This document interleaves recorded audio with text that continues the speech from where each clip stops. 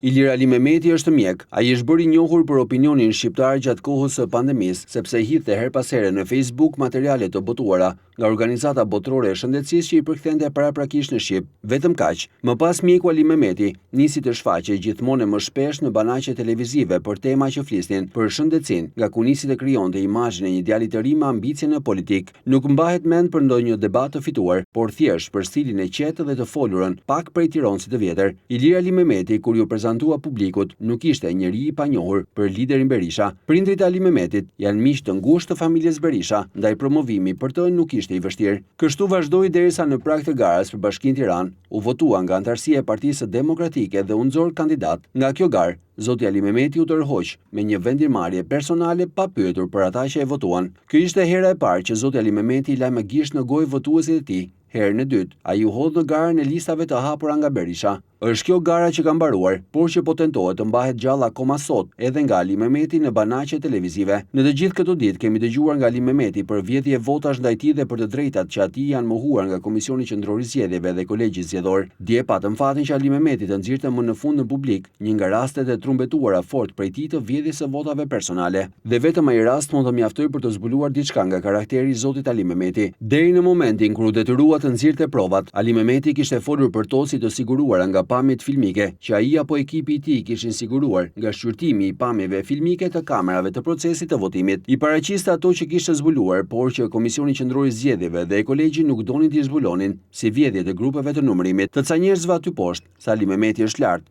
që qenë kishin bërë bashkë për t'i vjedhur ati vota, fliste për detyrime që kas kishte që t'i gjente vetë provat që Ali Mehmeti i kishte, por nuk i publikonte. Pasi u lutë më pas u detyrua të nxirrte qoftë edhe një dokument ose indicie konkrete, Ali Mehmeti nxori një proces verbal qendre votimi dhe duke shpjeguar atë që nxori, akuzat për vjedhje u fshin. Sipas të njëjtit Ali Mehmet, grupi numërimit e kishte referuar saktë rezultatin, por me sa duket operatori kishte hedhur gabim shifrat. Bëhet fjalë për 27 vota, që operatori tani e jo numëruesit i kishin kaluar gabimisht tani dhe jo si vjedhje një kandidati tjetër. Gazetari Lorenz Vangeli, pjesë e panelit, hapi portalin e Komisionit Qendror të Zgjedhjeve, i aksesueshëm nga të gjithë, dhe brenda 27 sekondash nxori korrigjimin që kas i kishte bërë në proces rinumërimi asaj qendre votimi.